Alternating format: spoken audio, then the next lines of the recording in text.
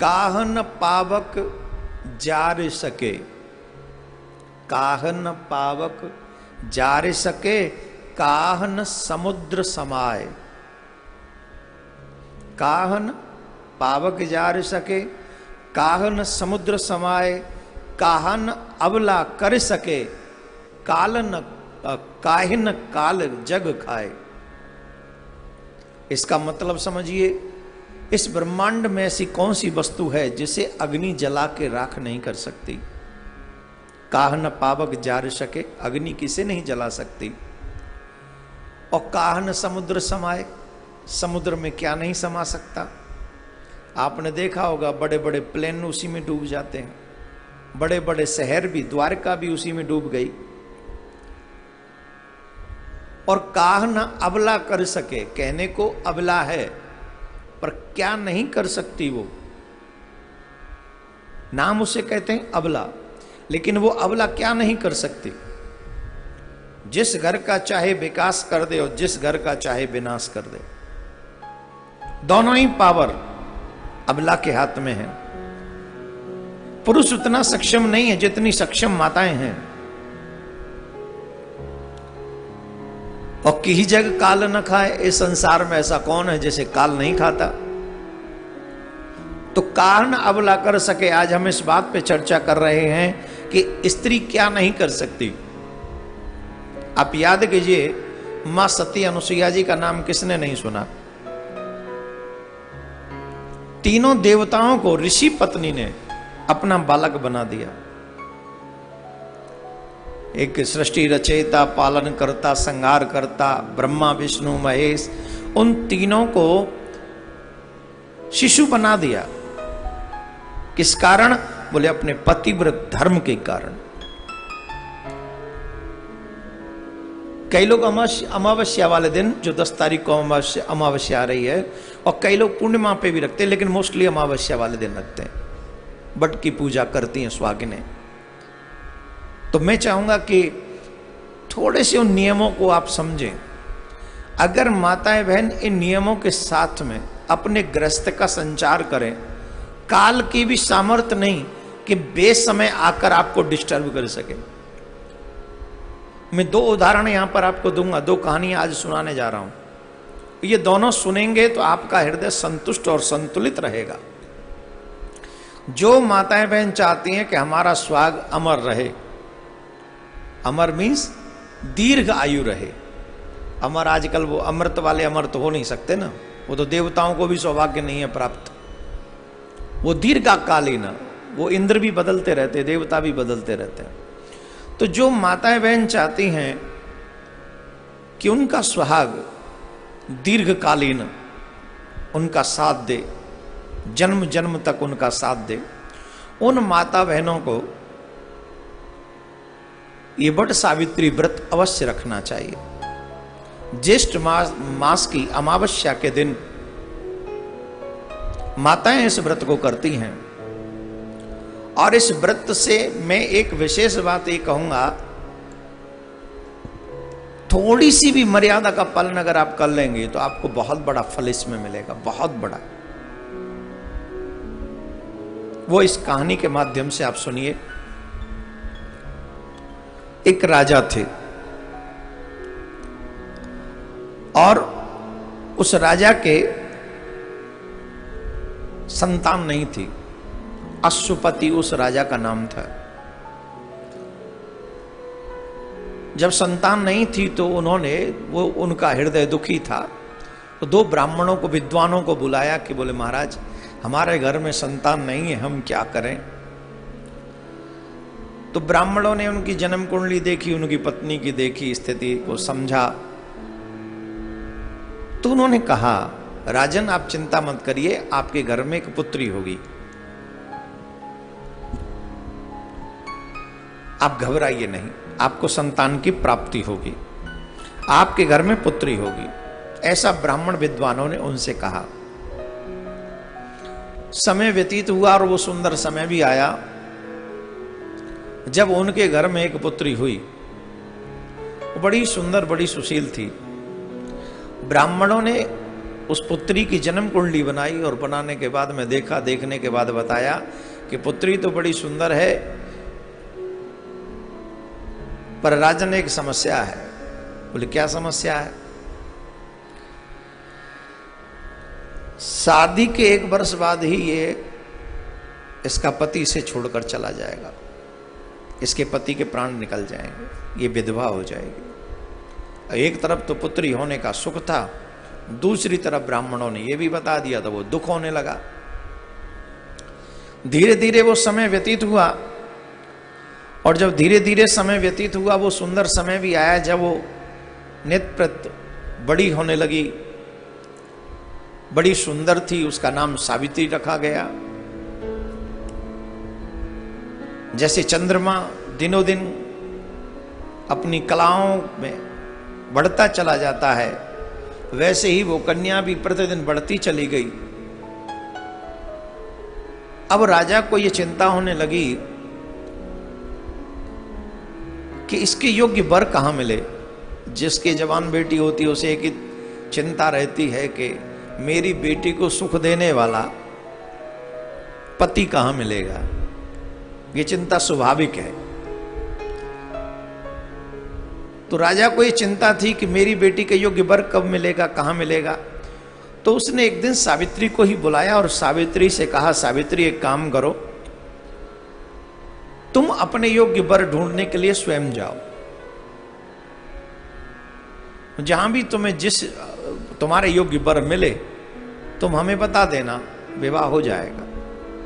तो कुछ मंत्रियों के साथ में वो सावित्री वर की तलाश में गईं, वर को ढूंढने के लिए गईं। और जब वर ढूंढने के लिए वो गईं, बड़े बड़े लोग दिखाई पड़े, राजघराने के ऋषि संत महात्मा इत्यादि बहुत, परंतु सत्यवान वन में थे उस समय।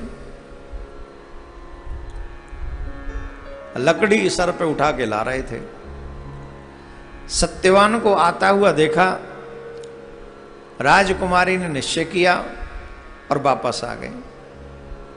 जिस समय वो अपने महल में वापस आई, उस समय देवर्षि नारद भी वहां पर विराजमान थे। देवर्षि नारद को आदर पूर्वक प्रणाम किया सावित्री ने, पिता को भी आदर पूर्वक प्रणाम किया। राजा ने पूछा, पुत्री तुम्हें तुम्हारे योग्य कोई वर मिला क्या?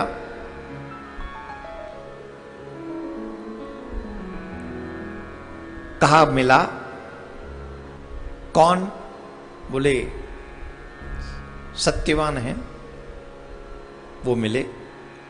जैसे ही सत्यवान का नाम सुना, देवर्षि नारद थोड़े आश्चर्य में पड़ गए। उन्होंने कहा, अरे बेटी ये तुमने क्या कर दिया, ये तो तुमने बड़ा अनर्थ कर दिया एक तरीके से। बोले क्यों, क्या हो गया, आप ऐसे परेशान क्यों हो गए देवर्षि? बोले बेटी तुम जानती नहीं हो, जिस सत्यवान का नाम तुम ले रही हो उसके पिता, वो भी राजा थे, लेकिन शत्रुओं ने उनका राज्य छीन लिया और वो वन में वानप्रस्थ का आश्रम जी रहे, ग्रस्त वानप्रस्थ सा जीवन जी रहे हैं, और अपने पुत्र अपनी पत्नी के साथ वन में ही रहते हैं। तो उनका राज्य तो छीन चुका है। और ये भी कोई बात नहीं है, इससे भी बड़ी बात तो यह है कि अब यहां से आगे उसका जीवन ही मात्र 1 वर्ष का बचा है। और ये स्पष्ट कर दिया था, ये स्पष्ट कर दिया था देवर्षि नारद ने कि अब यहां से आगे जो उसका जीवन है वो 1 वर्ष का है। बावजूद इसका, अब राजा ने सुना, राजा भी बात तो पहले ही सुनी थी कि विवाह के 1 वर्ष बाद ही, फिर भी राजा ने कहा कि बेटी तुम कोई और ढूंढ लो। तो सावित्री ने कहा कि मैं भारतीय कन्या हूं, और भारतीय कन्याएं अपने जीवन में एक पति को ही स्वीकार करते हैं, और जिसे मेरा मन स्वीकार कर चुका है, अब इसलिए तो नहीं छोड़ सकती कि उसकी आयु सिर्फ 1 वर्ष है। दृढ़ निश्चय है कि मैं उन्हीं के साथ विवाह करूंगा। पिता ने अपनी बेटी की भावना का आदर किया और अपनी बेटी का विवाह सत्यवान के साथ कराया। बड़े सुंदर तरीके से दोनों को विदा किया और दोनों राजकुमारियों के वन में रहने चली गई। पिता चाहते तो महल बनवा देते, पिता चाहते तो क्या नहीं, इकलौती बेटी के लिए क्या नहीं कर सकता, वो भी एक राजा। लेकिन बेटी ने कहा जो मेरे पति जिस स्थिति में है मैं उनके साथ वैसे रहूंगी। इसको कहते हैं धर्मपरायण स्त्री। कान अबला कर सके, अबला क्या नहीं कर सकती। सुनिएगा इस कथा में भारतीय संस्कृति को ऊंचाई पर ले जाने वाली ये कथा है, जहां बड़े बड़े देवता भी ऐसी देवी के आगे नतमस्तक हो जाते हैं।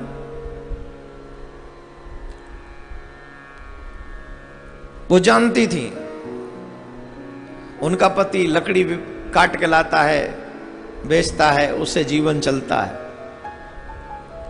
धीरे धीरे वो समय गया, 1 बरस निकलने में समय भी नहीं लगा।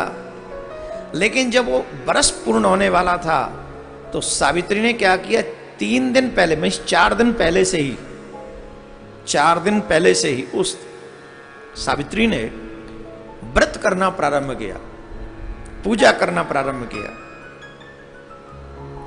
और पूजा प्रारंभ की, संयम रखा, नियम का पालन किया, ब्रह्मचर्य का पालन किया और अपने आराध्य को मनाने में लगी रही।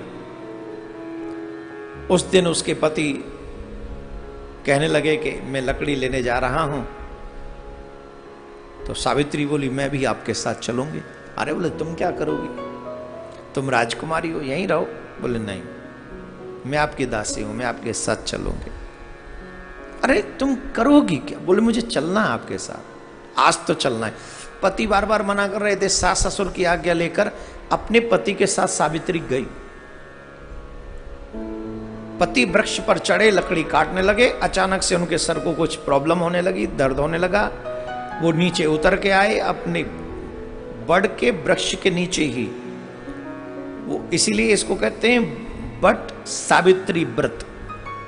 इस दिन सुहागिन देवियां बट वृक्ष की भी पूजा करती हैं। ये मैं बताऊंगा आपको बाद में, थोड़े 2 मिनट में ही समझा दूंगा बाद में। तो वो पति उतरे, अपनी पत्नी की जंघा पर गोद में सर रखकर सोने लगे। कहने लगे मेरे सर में कुछ हो रहा है। सावित्री को समझते देर नहीं लगी कि अब इनका समय नजदीक आ गया। वो अपने आराध्य से प्रार्थना करने लगी, ईश्वर से प्रार्थना करने लगी, ईश्वर को मनाने लगी। और जब वो ईश्वर को मनाने लगी, अचानक से उन्हें दिखाई पड़ा कि यमराज अपने दूतों के साथ लाल वस्त्र धारण किए, बड़ा विकराल स्वरूप उनका था, भैंसे पे सवार थे, हाथ में कालफास था। आए और वो सत्यवान के प्राणों को निकालने लगे। तो सावित्री ने उनको प्रणाम किया और पूछा आप कौन है? बोले मैं यमराज हूं। तो सावित्री ने प्रश्न किया मैंने तो सुना था कि आपके दूत आते हैं प्राण लेने के लिए, आप कैसे आए? तो उन्होंने कहा देवी तुम जानती नहीं हो, तुम्हारा पति बड़ा धर्मात्मा है, इसे लेने के लिए मैंने अपने दूतों को नहीं, मैं स्वयं चल के आया। तुम्हारा पति बड़ा धर्मात्मा है, अब तुम इसे छोड़ो, अब इसे मैं लेके जाऊंगा, ऐसा कहा। तो सावित्री बोली आप जो चाहे कहें, आप चाहे इन्हें जहां ले जाएं, लेकिन मुझे भी इनके साथ चलना है। यमराज ने उनके प्राण निकाले और चलने लगे। यमराज के पीछे पीछे सावित्री चलने लगी। यमराज ने कहा देवी इस संसार का एक ही सत्य है, वो है मृत्यु, और मृत्यु में कोई भी जीव साथ नहीं दे सकता। पत्नी सिर्फ पृथ्वी पर जीवित जब तक है तभी तक साथ दे सकती है। इस जब शरीर से प्राण निकल जाते हैं तो पत्नी भी साथ नहीं दे सकती, इसलिए तुम यहां से वापस चली जाओ। सावित्री कहती है महाराज मेरे पति जहां रहेंगे वहीं मैं रहूंगी, आप मेरे पति को ले चल रहे हैं तो मैं भी आपके साथ चलूंगी। अपने पति के प्रति निष्ठा को देखकर यमराज बड़े प्रसन्न हुए। सावित्री की इस निष्ठा को देखा, उन्होंने कहा कि तुम हमसे कोई वरदान मांग लो, हम तुम्हें तुम्हारे मुताबिक वरदान दे देंगे। तो उनके सास ससुर के नेत्र नहीं थे, उन्होंने कहा मेरे सास ससुर को नेत्र प्राप्त हो जाएं। बोले ये मस्त ऐसा ही हो। फिर यमराज चलने लगे, सावित्री फिर पीछे चलने लगी। यमराज ने कहा हमने तुम्हारे मनवांछित वरदान दे दिया, अब क्या चाहिए, अब क्यों चल रही हो, अब तो जाओ, अब तो इसके प्राण ले जाने दो। बोले नहीं, मैं तो आप ही के साथ चलूंगी। बोले एक और कोई वरदान मांग लो।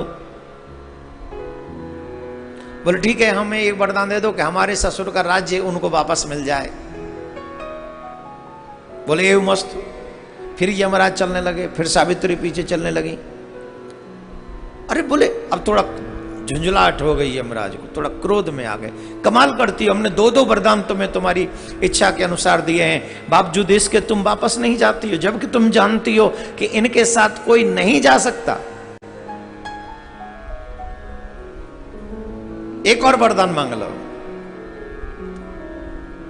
सावित्री ने कहा कि हम इनके 100 पुत्रों की मां बने, हम हमारे पति के 100 पुत्रों की मां बने, ऐसा आशीर्वाद दे दीजिए। उन्होंने कहा ये मस्त।